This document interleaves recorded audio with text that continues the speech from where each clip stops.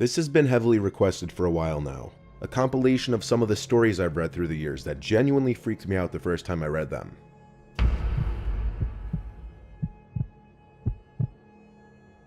I was out doing a delivery one late night. It was probably the longest drive I've ever taken for a pizza delivery from the pizza place I used to work at. It was a 20-minute drive, which isn't too crazy out where I live. Plus, they ordered 4 large pies, so I figured it was a party and I'd get a much bigger tip. Navigating the dirt roads at night was always annoying though. I pulled up to the given address. It was some old, sketchy-looking building literally in the middle of a forest clearing. There were no cars parked anywhere, or any lights on. I put my car in park and I called my boss. I asked him to reread the address at least 3 times to make sure I typed in the right place. I could tell he was in a really bad mood, and he told me to at least knock on the door and check it out. He would normally get mad if we took back 1 pie, but I was afraid of what he would do if I brought back 4. I was insanely unnerved, but I got out anyway and forced myself to the front door of the building. There was no doorbell, so I just knocked really hard. I heard nothing, and didn't really expect to hear anything. I was extremely disappointed, not because nobody answered the door, but because I was realizing that it was all a waste of time and gas. I knocked 1 more time out of desperation, then began to hear some kind of rustling noises from inside the building. I knocked again and yelled that I was the pizza guy. There was silence now. I felt a bit more uncomfortable now than before, but before I could turn around, I noticed something at the window. There was someone looking through the window. I couldn't tell if it was a man or a woman. All I noticed were their eyes. Their eyes were open wider than I knew possible, staring intently at me. I was disturbed enough by this to drop the pizzas and run back to my car. The shitty thing wouldn't start until turning the key for the 3rd time. I drove off the grass and back onto the dirt road, but I felt the car rocking about, shaking and bumping. Something wasn't right. I didn't make it far from the building before I started hearing a sharp scraping sound coming from outside. There was so much resistance that I couldn't even drive. The car came to a stop. I got out of the car to check what the hell was wrong. A chill ran up my spine as I began to feel like my heart was constantly skipping beats. My tires had been slashed and had completely fallen off the rim. Not just the front though. All 4 tires were slashed. I realized somebody did this when I was knocking on the door to that building. Instead of running, I got back in the car and locked the doors. I was so close to that building I could practically see it from where I was if it weren't for the trees blocking the view. I called 911 and told everything to the operator. She told me the cops would be over as soon as possible and that I need to stay hidden. I asked her if it's advisable to stay in the car or run, and she told me it would be best to stay in the car with the door locked. She asked me to stay on the line with her until the cops would arrive. My whole body was shaking. In all directions there was nothing but dark, seemingly endless forest. I knew it would take forever for the cops to get there. I was not comfortable with sitting in that car so close to whoever did this. The next part is what utterly destroyed me. It still shakes me to this day, and I hope nobody ever has to experience this kind of fear. As I was scanning all the windows, making sure nobody was outside, I looked in the rearview mirror, and there was the same person I saw at that window, eyes opened wider than ever. I could see now that it was a woman, and I could ever so slightly see a smile begin to spread across her face. I opened my door and full-on sprinted into the woods, not caring how much noise I made. I ran until I was out of breath, which didn't take long, and I hid behind a giant log on the ground. I tried to cover my loud breathing with my hand as I waited and waited for what felt like hours until I finally heard sirens in the distance. I gathered up all the stamina I had left to run all the way back in the direction of the dirt road. Eventually the glowing red and blue lights came into view, and I had never felt better in my life. They were parked in front of my car, investigating with flashlights. I came out yelling at them like a lunatic to help me. I fell to the floor and started to gag, almost throwing up from running so much. They picked me up and began to ask me questions, to which I explained everything to the best of my ability. One of the 2 cars drove over to the building, and the 2 officers began to search the building. They came back with nothing except for a couple of spiky objects. These objects were exactly the same as the ones used to slash my tires. The cops guessed that it was some kind of sick, demented couple, being that I saw the woman, but unfortunately, as far as I know, they were never found, and that still kills me inside to this day. I obviously quit my job right after that and started working at a local grocery store. I know that I'll never forget seeing that woman at the back of my car.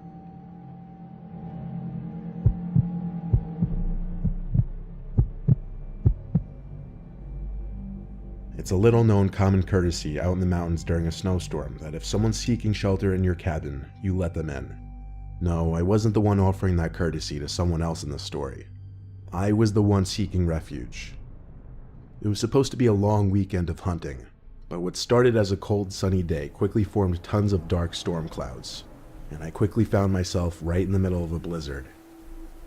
After a full, rather unsuccessful day of hunting hares, I was way too far and disoriented to make my way back to my cabin. I had to seek refuge somewhere else. I came across a log cabin nestled between a circle of trees. No lights on, but I still had to try the door. I hit the door with my fist a few times. No answer, but I could hear footsteps on the other side, approaching the door. I expected it to open, but it didn't. I shouted that I'm lost and need shelter. The door cracked open, and I heard a voice say, "Come in, leave your boots by the door." I waited a bit, expecting him to open the door fully and formally greet me as anyone would, but that didn't happen, so I pushed the door open myself and entered the dark cabin. The room was lit by 2 candles, just enough for me to see the couch that the man then told me to sleep on. As for the man, all I saw was his silhouette on the far side of the room.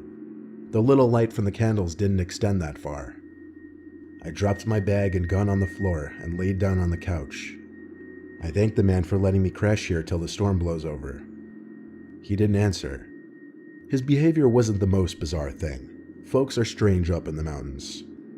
If he wasn't up for conversation, I'd just get some early shut-eye. I closed my eyes, though the level of darkness with my eyes closed wasn't much of a difference. I was subconsciously waiting to hear the man's footsteps leave the room, but they never did. I opened my eyes, and his silhouette was still in the corner of the room, just standing there. I felt the need to say, "Yeah, I think I'm just going to get some sleep now, thanks." No response. I turned to my other side so that I wouldn't be tempted to just keep opening my eyes to check on him. Some time passed, but without having heard his footsteps walk away, the curiosity was eating away at me. I turned over to look again, and this time, I swear to God, the silhouette of the man was closer by at least a few feet. I couldn't make out his face, but the slight glow from the candles would just barely trickle around the man's forehead, and what I saw was disgustingly pale skin. I quickly gathered my belongings and thanked him, but I said I had to go. I didn't look at him anymore, because I don't think I wanted to know what he looked like. I put my boots on outside and hurried back into the blizzard. I came across another cabin down the hill, this one with the lights on. I knocked on the door, and some old man and his wife answered the door. They welcomed me in immediately and were very inviting. They gave me some hot tea and offered me a spot on the couch. I told them my story about the freaky cabin up the hill, and the two looked at each other, puzzled. The woman confirmed 2 times the cabin I was talking about. Then she said, "Honey, the owner of that cabin was murdered 2 years ago. That cabin has been vacant ever since."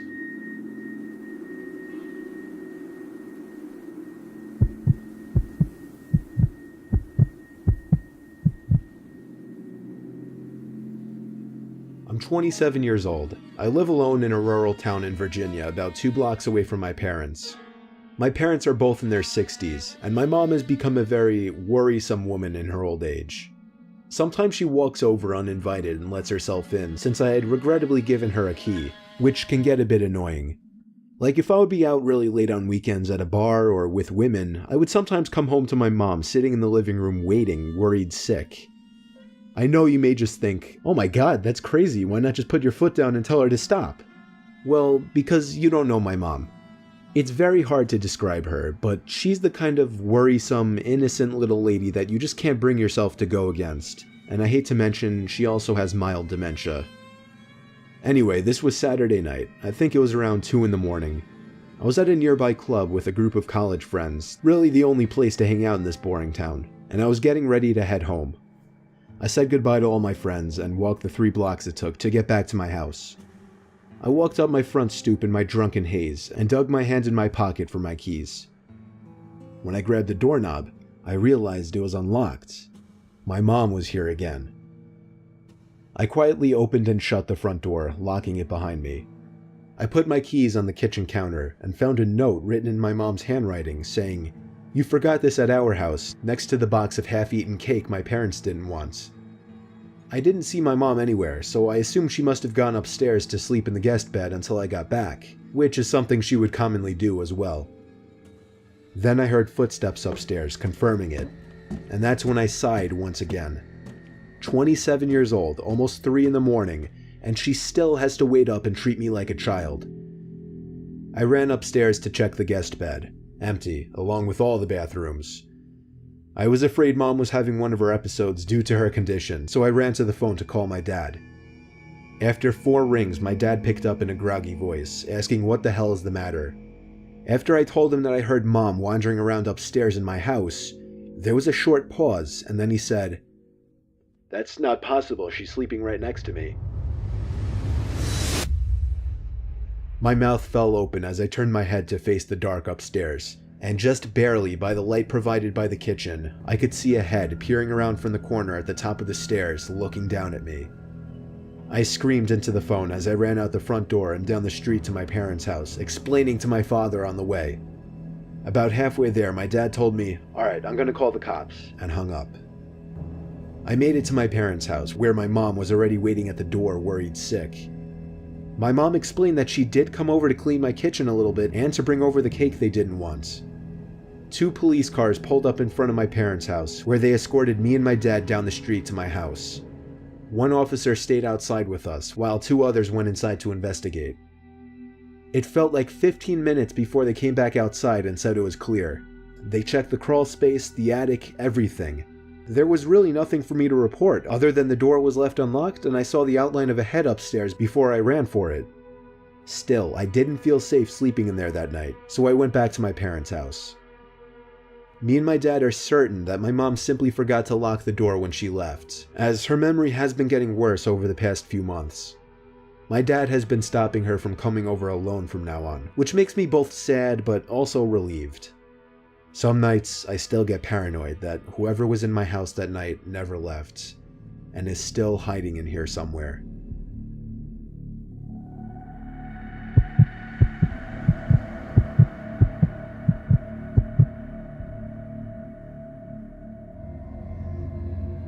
This is one of the few unexplainable events I've experienced in my life.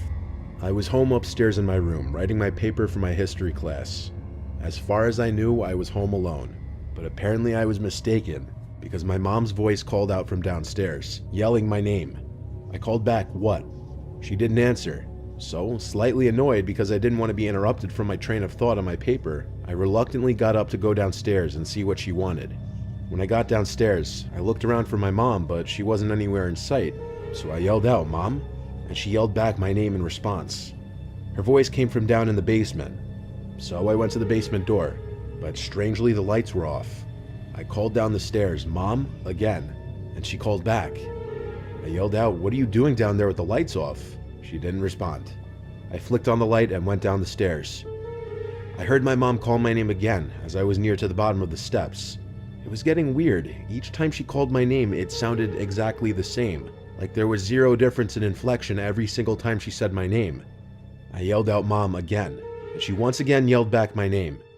She was nowhere to be seen in the basement, but then I noticed the little crawl space closet door was open. I call it that because it's a weird closet that you have to kind of crawl into, but it takes up a large chunk of the basement. That was the only place left in the basement that my mom could be.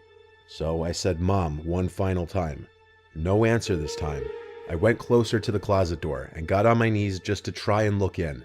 It was pitch black inside, and I was starting to get freaked out. I said, "Mom, are you messing with me?" There was no response at all, just the quiet buzzing sound from the basement light. I got back up, and for some reason decided to sprint back upstairs, slamming and locking the basement door behind me. I didn't know what I had just witnessed and heard, but I went to grab the house phone and call my mom's cell number. It rang a few times until my mom picked up, and I learned that she was out grocery shopping. I told her, but she didn't believe my story, of course. She thought I was messing with her. It took half an hour of begging her to believe me that she finally went along with it, and when she and my dad were both home, we all went down to the basement together. The closet door was still open. My dad went inside, but there was no one in there. This still remains to be the most haunting, unexplainable experience of my life.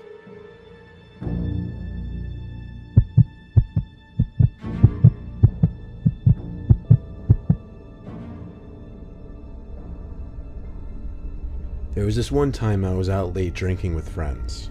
It was some point in the summer of 2016. We were kind of just walking around town and then around the neighborhood when one of my friends spotted someone hiding in a bush. He pointed and said, "Look," and we all walked a little closer to get a better look. We could see what he was talking about, but just barely. It was bizarre, like someone hiding in this bush in front of this house. When we got too close, apparently, this weird, off-putting sound started coming from the bush. So we all screamed and laughed and ran away. We screamed because it was scary, but laughed because at the same time it was bizarrely funny. And there were a lot of us, so... Anyway, we walked back to our houses respectively, assuming whoever was in that bush was just messing with people. I fell asleep pretty easily that night since I was drunk, but next thing I remember was waking up to the near pitch blackness of my room. I couldn't look at the clock to see what time it was because I literally couldn't move. I was in a sleep paralysis state. I looked around the room with my eyes only and started to hear a familiar noise, the noise we heard coming from that bush. Then I looked straight in front of me at the foot of my bed, and what I saw was pure nightmare fuel. It was what appeared to be this floating, grotesque, horrific head of a demonic ghost-like thing. As it got closer to me, I realized it wasn't floating. There was a body, but its body blended in with the blackness of the room. Its mouth hung open, and it just kept making the familiar noise from the bush. It got mere inches from my face before it suddenly just faded away, and I was able to let out a scream and move my body. I sat in my bed, panting and heart racing. I flicked on the lamp and checked around my bed, but that demonic thing was gone. What I just experienced seemed so real, like I was awake for it. It wasn't a dream. I told my parents about it the next day, and they agreed with me that it was sleep paralysis, though they had never heard of anyone seeing freaky shit like that before.